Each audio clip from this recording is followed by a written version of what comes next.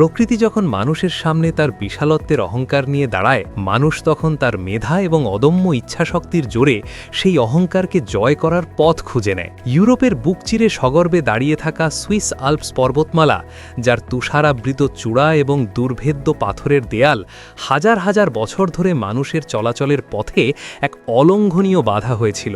এই পর্বতমালা শুধু ইউরোপের আবহাওয়াই নিয়ন্ত্রণ করে না, বরং এটি ভৌগোলিকভাবে মহাদেশটিকে দুই ভাগে বিভক্ত করে রেখেছে। কিন্তু মানুষের কাছে অসম্ভব বলে হয়তো কিছুই নেই। কল্পনারও অতীত এক দুঃসাহসিক স্বপ্নকে বাস্তবে রূপ দিতে মানুষ এমন এক অসাধ্য সাধন করেছে, যা প্রকৌশল বিজ্ঞানের ইতিহাসে এক চিরস্থায়ী বিস্ময় হয়ে থাকবে।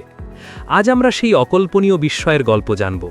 আমরা জানব পৃথিবীর দীর্ঘতম এবং গভীরতম রেলওয়ে টানেল গটহার্ড বেস টানেল নির্মাণের সেই রুদ্ধশ্বাস যাত্রার কথা, যা সুইজারল্যান্ডের আল্পস পর্বতের নিরেট বুক চিরে তৈরি হয়েছে। এটি শুধু ইট পাথর আর কংক্রিটের তৈরি কোনো সাধারণ সুড়ঙ্গ নয়, এটি মানুষের অধ্যাবসায়, প্রযুক্তিগত উৎকর্ষ এবং প্রকৃতির আদিম শক্তির সাথে এক মহাকাব্যিক লড়াইয়ের চূড়ান্ত নিদর্শন।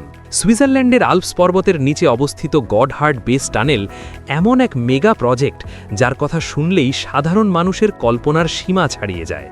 এটি লম্বায় 57 কিলোমিটার, যা একে নিঃসংকোচে বিশ্বের দীর্ঘতম রেলওয়ে টানেলের মর্যাদা দিয়েছে।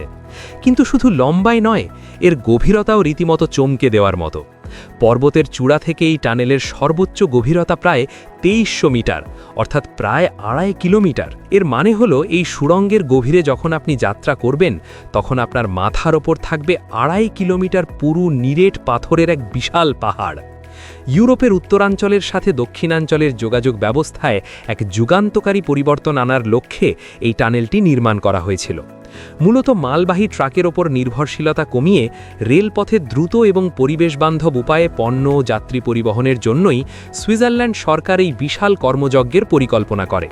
প্রায় 12 বিলিয়ন মার্কিন ডলারের বিপুল ব্যয় এবং 17 বছরের অক্লান্ত পরিশ্রমে এই অতিকায় সুড়ঙ্গটি নির্মাণ করা হয়। কিন্তু আল্পসের মতো এক দুর্গম এবং ভয়ঙ্কর পর্বতের নিচে এমন একটি সুড়ঙ্গ তৈরি করা কতটা কঠিন ছিল, তা শুধু তারাই জানেন যারা দিনের পর দিন ওই অন্ধকারের গভীরে কাজ করেছেন। আল্পস পর্বতের ভূতাত্ত্বিক গঠন অত্যন্ত জটিল এবং বৈচিত্র্যময়। এর নিচ দিয়ে সুড়ঙ্গ খোঁড়া কোনো সাধারণ বা রুটিন মাফিক কাজ ছিল না। পর্বতের গভীরে পাথরের চাপ এতই প্রচণ্ড যে কোনো সময় পুরো সুড়ঙ্গ ধসে পড়ার একটা মারাত্মক ঝুঁকি সবসময়ই ছিল। এই ভূতাত্ত্বিক স্তরের কোথাও রয়েছে গ্র্যানাইটের মতো অত্যন্ত শক্ত পাথর, আবার কোথাও তা কাদামাটির মতো একেবারে ঝুরঝুরে নরম। এর সাথে ছিল ভূগর্ভস্থ পানির প্রবল স্রোত। মাটির এত গভীরে প্রবল চাপে থাকা পানির স্তর যদি একবার সুড়ঙ্গের ভেতর প্রবেশ করে, তবে তা পুরো প্রকল্পকে মুহূর্তের মধ্যে ভাসিয়ে নিয়ে যেতে পারে। মাটির এত গভীরে তাপমাত্রা স্বাভাবিকভাবেই অনেক বেশি থাকে। খনন কাজের সময় কোনো জায়গায় তাপমাত্রা 40 থেকে 50 ডিগ্রি সেলসিয়াস পর্যন্ত পৌঁছে যেত। এমন এক নরকতুল্য দম বন্ধ করা পরিবেশে কাজ করার কথা ভাবলে আজও শিউরে উঠতে হয়।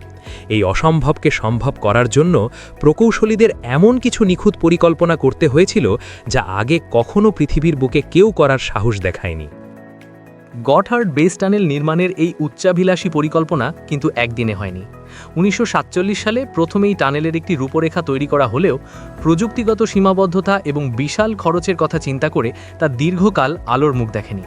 অবশেষে 1990-এর দশকে সুইজারল্যান্ডের সাধারণ জনগণের সরাসরি ভোটের মাধ্যমে এই প্রকল্প চূড়ান্ত অনুমোদন লাভ করে। এরপর শুরু হয় বিস্তারিত ভূতাত্ত্বিক জরিপ। বিজ্ঞানীরা স্যাটেলাইট ইমেজিং, সিসমিক ওয়েভ এবং অত্যাধুনিক রাডার প্রযুক্তি ব্যবহার করে পাহাড়ের ভেতরের গঠন বোঝার চেষ্টা করেন। কোথায় কেমন পাথর আছে, কোথায় পানির স্তর আছে, কোথায় ফাটল রয়েছে, এসবের নিখুঁত তথ্যের ওপর ভিত্তি করে তৈরি হয় এই মহাযজ্ঞের ব্লুপ্রিন্ট। নিরাপত্তার কথা মাথায় রেখে এই টানেলে মূলত 2টি সমান্তরাল টিউব বা সুড়ঙ্গ নকশা করা হয়, যার প্রতিটিতে একটি করে রেললাইন বসানো হয়েছে। এই টিউবগুলোর মাঝখানে প্রতি 325 মিটার পরপর সংযোগকারী পথ বা ক্রস প্যাসেজ রাখা হয়েছে, যাতে কোনো জরুরি অবস্থায় মানুষ দ্রুত এক টিউব থেকে অন্য টিউবে নিরাপদ আশ্রয় নিতে পারে। এই সুবিশাল সুড়ঙ্গ খোঁড়ার প্রধান কারিগর ছিল টানেল বোরিং মেশিন বা সংক্ষেপে টিবিএম। এই মেশিনগুলো হলো মানবসৃষ্ট প্রকৌশল বিজ্ঞানের একটি দৈত্যাকার দানব। গটহার্ড বেস টানেলের খনন কাজে এরকম 4টি দানবাকৃতির টিবিএম ব্যবহার করা হয়েছিল, যাদের আদর করে নাম দেওয়া হয়েছিল সিসি, হেইডি, গাবি 1 এবং গাবি 2। এক একটি মেশিনের দৈর্ঘ্য ছিল 4টিরও বেশি ফুটবল মাঠের সমান, প্রায় 400 মিটারেরও বেশি, আর এদের সামনের দিকে থাকা বিশাল কাটিং হুইলটিতে লাগানো ছিল অত্যন্ত মজবুত রোলার কাটার। যখন এই দানবাকৃতির মেশিনগুলো চালু হতো তখন এদের প্রচণ্ড শক্তিতে পাহাড়ের নিরেট পাথর চূর্ণ বিচূর্ণ হয়ে যেত। এই মেশিনগুলো একই সাথে পাথর কাটা পাথরগুলো কনভেয়ার বেল্টের মাধ্যমে সুড়ঙ্গের বাইরে পাঠিয়ে দিত এবং সুড়ঙ্গের দেয়ালে স্বয়ংক্রিয়ভাবে কংক্রিটের আস্তরণ তৈরি করে সুড়ঙ্গটিকে ধসে পড়ার হাত থেকে রক্ষা করত। দিনরাত 24 ঘন্টা অবিরাম চলতে থাকা এই মেশিনগুলো ছিল সত্যি এক যুগান্তকারী প্রযুক্তিগত বিস্ময়। তবে টানেল বোরিং মেশিন একা পুরো কাজ করতে পারেনি। আল্পস পর্বতের কিছু অংশের পাথর এতই শক্ত এবং গঠনগত দিক থেকে এতটাই ভঙ্গুর ও জটিল ছিল যে সেখানে এই অত্যাধুনিক মেশিনগুলো অকেজো হয়ে পড়ে। তখন প্রকৌশলীদের বাধ্য হয়ে ফিরে যেতে হয় পুরনো এবং ঐতিহ্যবাহী ড্রিল অ্যান্ড ব্লাস্ট পদ্ধতিতে, অর্থাৎ পাহাড়ের গায়ে বিশাল বিশাল গর্ত করে সেখানে শক্তিশালী বিস্ফোরক স্থাপন করে সুনিয়ন্ত্রিত বিস্ফোরণ ঘটানো। এরপর সেই ভাঙা পাথরগুলো ভারী যন্ত্রপাতির সাহায্যে সরিয়ে ফেলা এবং দ্রুত কংক্রিট স্প্রে করে সুড়ঙ্গের ছাদ আটকে দেওয়া। এই পুরো খনন প্রক্রিয়ায় পাহাড়ের ভেতর থেকে প্রায় 2,80,00,000 টন পাথর বের করে আনা হয়েছিল। আপনি যদি এই পাথরগুলোকে এক জায়গায় জড়ো করেন তবে তা দিয়ে মিশরের গ্রেট পিরামিডের মতো অন্তত 5টি বিশাল পিরামিড তৈরি করা সম্ভব হবে। এই বিপুল পরিমাণ পাথরকে শুধু ফেলেই দেওয়া হয়নি, এর একটা বড় অংশকে প্রক্রিয়াজাত করে টানেলের ভেতরেই কংক্রিট তৈরিতে ব্যবহার করা হয়েছে, যা ছিল সম্পদের সঠিক ব্যবহার এবং পরিবেশ রক্ষার এক অনবদ্য উদাহরণ। এই মহাযজ্ঞের আসল নেপথ্যের নায়কেরা ছিলেন সেই সব শ্রমিক এবং প্রকৌশলীরা যারা নিজেদের জীবনের ঝুঁকি নিয়ে বছরের পর বছর মাটির গভীরে কাজ করেছেন। প্রায় 2,500 মানুষ এই বিশাল প্রকল্পের সাথে সরাসরি যুক্ত ছিলেন। সুড়ঙ্গের ভেতরের পরিবেশ ছিল কল্পনাতীত রকমের প্রতিকূল। বাতাসে সবসময় উড়ত বিষাক্ত সিলিকা ধুলো, যা শ্বাসযন্ত্রের জন্য মারাত্মক ক্ষতিকর। এর সাথে ছিল ভারী যন্ত্রপাতির কান ফাটানো শব্দ আর অসহনীয় গুমোট গরম। ভূগর্ভস্থ অতিরিক্ত তাপমাত্রার কারণে শ্রমিকদের কাজ করা প্রায় অসম্ভব হয়ে পড়েছিল।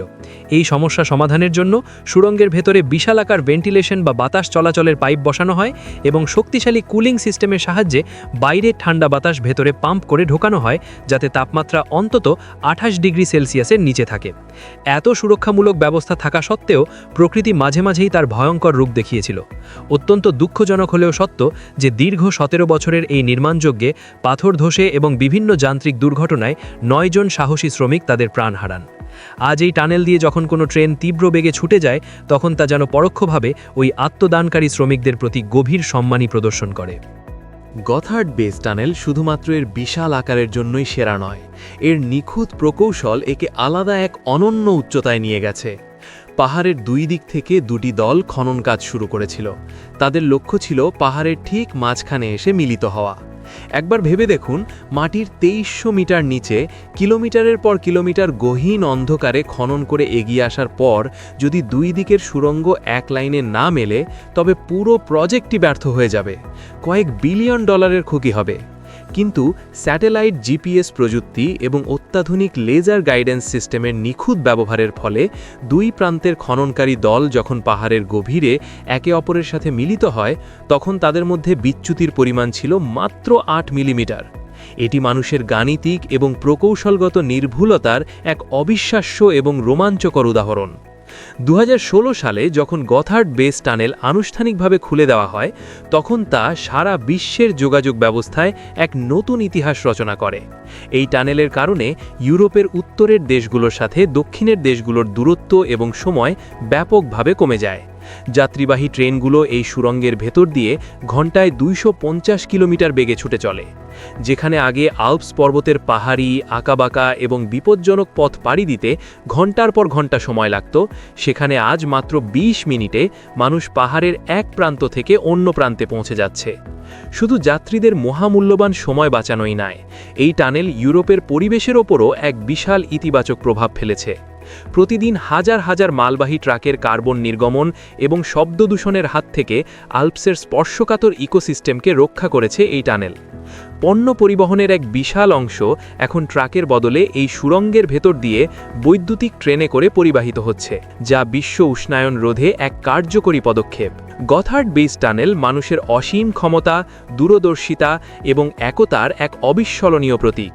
এটি আমাদের মনে করিয়ে দেয় যে বাধা যতই বিশাল হোক না কেন, তা আল্পস পর্বতের মতো আকাশচুম্বী আর নিরেট পাথরের মতো দুর্ভেদ্য হলেও মানুষ তার মেধা, প্রযুক্তি আর হাড় ভাঙা পরিশ্রমে সেই বাধার দেয়াল ভেদ করে ঠিকই নিজের পথ তৈরি করে নিতে পারে। যখন একটি সুনির্দিষ্ট ভিশন থাকে, যখন আধুনিক বিজ্ঞান আর মানুষের অদম্য সাহসের মেলবন্ধন ঘটে, তখন প্রকৃতির কোনো শক্তি মানুষকে থামিয়ে রাখতে পারে না। মাটির নিচে জমাট অন্ধকারের বুক চিরে গড়ে ওঠা এই 57 কিলোমিটার দীর্ঘ সুড়ঙ্গ শুধু একটি রেলওয়ে পথ নয়, এটি মানব সভ্যতার এক নীরব জয়গান। এটি ভবিষ্যতের প্রজন্মের জন্য একটি উজ্জ্বল বার্তা। যদি আমরা একতাবদ্ধ হই এবং আমাদের সংকল্পে অটুট থাকি, তবে আমরা আক্ষরিক অর্থেই পাহাড় টলিয়ে দিতে পারি, পাহাড়ের বুক চিরে আলোর পথ খুঁজে আনতে পারি।